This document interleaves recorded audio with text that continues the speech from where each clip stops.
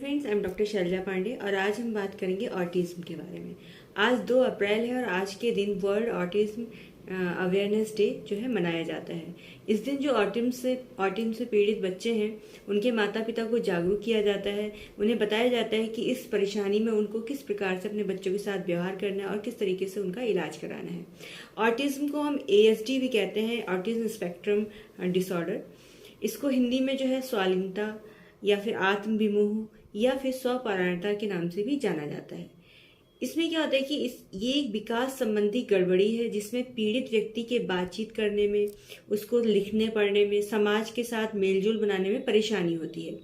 इसमें क्या होता है कि जो बच्चा होता है वो अपने में ही खोया रहता है। अपने स्वालीनता का मतलब है अपने में ही खोया रहना, अपनी ही चीज़ों में खोया रहता है, उसको किसी चीज़ से मतलब नहीं होता है।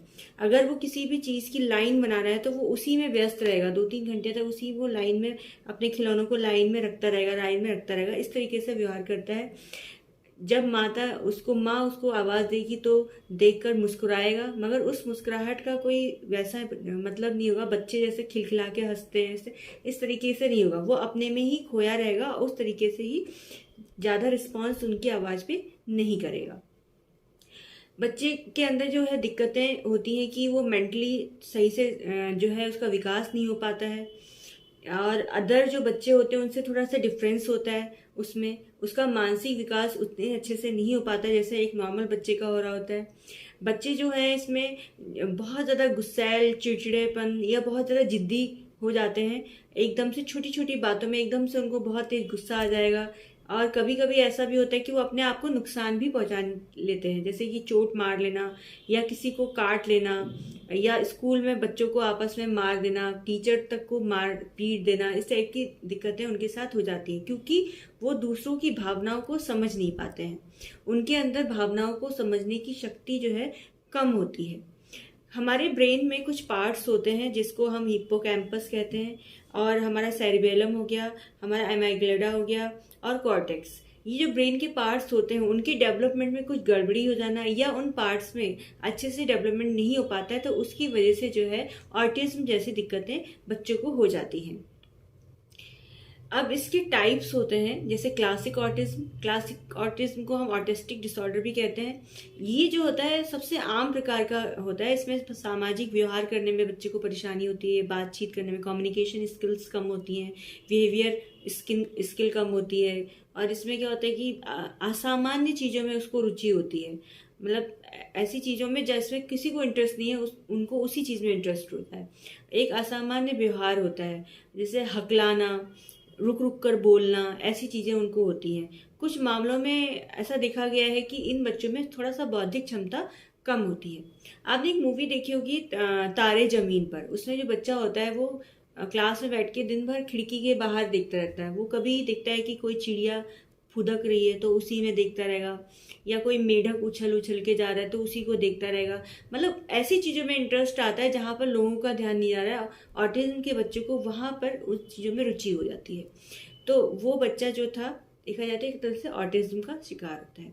तो इसी तरीके से ऑटिज्म के बच्चे को हम डायग्नोस कर सकते हैं कि उसका बिहेवियर जो है चेंजेस होंगे। और सेकेंड टाइप होता है एस्पर्गर सिंड्रोम। ये जो कभी कभार मिलता है और इसमें ज़्यादा अजीब व्यवहार नहीं होता। कभी कभी समस्या होती है कि कुछ अजीब व्यवहार पेशेंट में मिल जाता है। परवेसिव डेवलपमेंटल डिसऑर्डर, ये जो है ऑटिज्म का बहुत ज़्यादा टाइप नहीं होता है, ये कम पाया जाता है लोगों में, ज़्यादा दिक्कत की बात इसमें नहीं होती है। ऑटिज्म के क्या लक्षण होंगे, कैसे आप पहचानेंगे कि आपका कहीं बच्चा ऑटिज्म का शिकार तो नहीं है। तो बोलने में थोड़ा गड़बड़ करेगा, जैसे हकलाना मैंने कहा। और जो ऑटिज्म का बच्चा होगा वो देर से बोलेगा, जैसे 5-6 साल का हो जाता है तब जाके बच्चा बोलना शुरू करता है। पैरों की उंगलियों के बल चलेगा, जैसे बच्चे नॉर्मली चलते हैं तो वो क्या करेगा, ऑटिज्म का बच्चा ऐसे ऐसे करके पैरों की उंगलियों के बल चलेगा। आपके शब्दों को दोहराएगा, अपने व्यवहार को दोहराएगा बार बार। जैसे आपके शब्दों को दोहराएगा, जैसे आप कहेंगे पानी पी लो तो अपने में ही बोलेगा पानी पी लो, खा लो। इस टाइप से वो अपने आप में ही रिपीट करेगा आपके वर्ड्स को। और कुछ जो बच्चे होते हैं, जैसे नॉर्मल बच्चा प्यास लगेगा तो आपसे पानी मांगेगा कि मुझे पानी दे दो, मगर ऑटिज्म का शिकार जो बच्चा है आपसे पानी मांगेगा तो आपको ये कहेगा कि आप पानी पी लो, आप पानी पी लो, ऐसा बोलेगा। ये नहीं कहेगा कि मुझे प्यास लगी है, मुझे पानी चाहिए। मतलब इस तरीके से उसको होता है कि वो समझने में और अपनी चीज़ों को एक्सप्रेस करने में थोड़ा सा उनको प्रॉब्लम होती है। तो इसलिए वो एक तो अपनी चीज़ों को समझ नहीं पाते हैं और उनको एक्सप्रेस करने में उनको परेशानी होती है। दूसरों की भावनाओं को समझने में और अपनी भावनाएं व्यक्त करने में ऑटिज्म के बच्चों को परेशानी होती है। तो यहाँ पर उनको बहुत ज़्यादा काउंसलिंग की, मेंटल सपोर्ट की, माँ बाप के सपोर्ट की, और इस कुछ ऐसे स्कूल्स खुले हुए हैं जिसमें ऑटिज्म के बच्चों को पढ़ाया जाता है, उनकी स्किल्स को डेवलपमेंट करने के लिए उनको सिखाया जाता है। ऐसे स्कूल्स की उनको ज़रूरत होती है। जैसे खटीमा में गायत्री हॉस्पिटल में भी इस टाइप का खोल रखा है बच्चों के लिए, और स्वास्तिक में भी खोला है। तो यहाँ पर जो है बच्चों को ऐसी स्किल, ऐसे बच्चों की डेवलपमेंट होता है। तो पेरेंट्स को ऐसे स्कूलों में बच्चों को भेजना चाहिए जिससे कि उनके बच्चों में सुधार आ सके। इसके लिए बच्चों की physiotherapy, behaviour therapy, speech therapy, ये सारी चीज़ें की जाती हैं जिससे कि बच्चों को इनके व्यवहार में जो है डेवलपमेंट लाया जा सके और इनको बदला जा सके।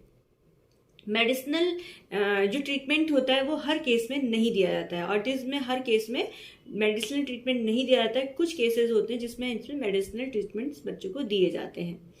अगर इसमें ट्रीटमेंट प्रॉपर तरीके से या फिर आप इसकी काउंसलिंग या बच्चों को नहीं ध्यान देते हैं तो बच्चे के अंदर कुछ कॉम्प्लिकेशंस भी आ सकते हैं, जैसे डिप्रेशन हो जाना, अवसाद में चले जाना, एंग्जाइटी डिसऑर्डर्स हो जाना, ऐसी दिक्कतें हो जाती हैं। तो इनसे बचाने के लिए आपको बच्चों को शुरुआत से ही अच्छा ट्रीटमेंट, अच्छी काउंसलिंग और बच्चों को स्पीच थेरेपी, बिहेवियर थेरेपी, ऐसी चीज़ों को करवाना पड़ता है। ठीक है, तो इस तरीके से हम कहते हैं इसके कारण क्या क्या हो सकते हैं। देखिए, क्रोमोसोमल डिफेक्ट्स की वजह से भी हो सकता है ऑटिज्म की प्रॉब्लम। क्रोमोसोमल डिफेक्ट्स का मतलब होता है कि हर इंसान में जो है गुणसूत्र होते हैं 46, ठीक है, उसमें हर एक गुणसूत्र में हजारों जीन्स होते हैं। तो अगर ये गुणसूत्र एक्स्ट्रा हो जाते हैं, जैसे इसका एक्स्ट्रा पेयर अगर हो जाता है बच्चों में पेरेंट्स का, तो उसमें क्या है, बच्चों में क्रोमोसोमल डिफेक्ट्स की वजह से कुछ डिजीजेस हो जाती है, जैसे डाउन सिंड्रोम हो गया और वहाँ पे ऑटिज्म भी हो सकता है। तो ये क्रोमोसोमल डिफेक्ट्स की वजह से भी हो सकता है। इन्फेक्शन की वजह से, प्रेगनेंसी के टाइम पर अगर साइटोमेगालो वायरस इन्फेक्शन हो गया या रुबेला इन्फेक्शन हो गए, ऐसे कोई इन्फेक्शन गर्भवती महिला को हो जाते हैं तो उनके आने वाले बच्चे में ऑटिज्म की परेशानी हो सकती है। तो आपको क्या करना है, गर्भवती होने पर इन सारी चीज़ों के टीकाकरण प्रॉपरली कराएं जिससे कि आपके बच्चे को स्वस्थ रखा जाए। ठीक है, इसके अलावा अगर गर्भवती महिला को डायबिटीज़ है या वो कोई स्मोकिंग या फिर ड्रिंक करते हैं, ऐसी कोई दिक्कत है, तो वहाँ पर भी जो है बच्चे को ऑटिज्म की परेशानियाँ हो सकती हैं।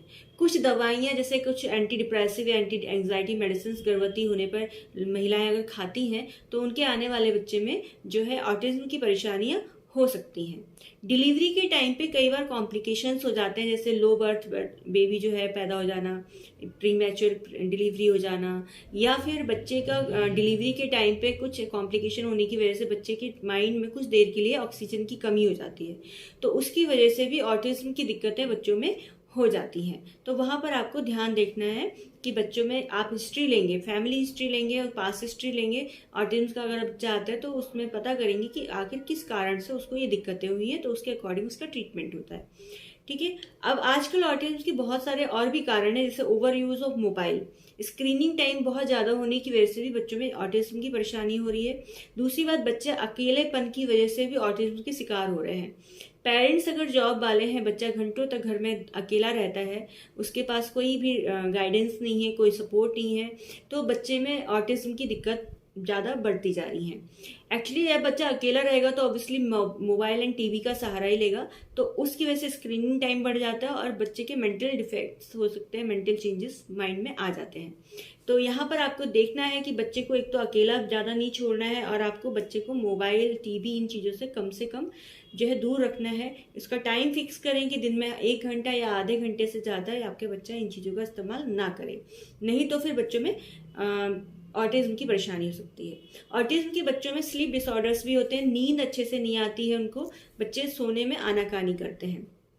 ठीक है, बच्चा एकदम से चिड़चिड़ा हो जाता है, रोना, चिल्लाना, चीखना, एकदम से हाइपर एक्टिव हो जाना, ऐसी दिक्कतें ऑटिज्म के बच्चों में हो जाती हैं। बच्चा जो है बहुत ज़्यादा अपने व्यवहार को जो है बार बार दोहराता है, एक ही चीज़ को दोहराता है बार बार, या अपने ही धुन में लगे रहना। इस तरीके से अगर कुछ चेंजेस आपके बच्चे में लगते हैं तो आप तुरंत डॉक्टर को दिखाएं, मिलें और उसका ट्रीटमेंट कराएं। उसको नेग्लेक्ट ना करें, क्योंकि इनके लिए, ऐसे बच्चों के लिए educational programs, behaviour therapy, speech therapy, ये सारी चीज़ें अवेलेबल हैं। आजकल गवर्नमेंट की तरफ से भी ऐसे बच्चों का ट्रीटमेंट होता है। राष्ट्रीय बाल स्वास्थ्य कार्यक्रम की टीमें जो हैं, doctors and pharmacist and nursing officers की टीम्स जो होती हैं, वो गांव-गांव, आंगनबाड़ियों, स्कूलों में जाके ये पता करती हैं कि कोई ऐसे बच्चे तो नहीं है जो मेंटल डिजीज़ या फिर फिजिकली डिसेबिलिटी वाले बच्चे जो हैं नहीं है। तो उन बच्चों को डायग्नोस करके, अर्ली डायग्नोस करके उनको फिर हायर सेंटर में भेज के उनका ट्रीटमेंट प्रोवाइड कराते हैं। तो अगर आपके घरों में, गाँव में या फिर आंगनबाड़ी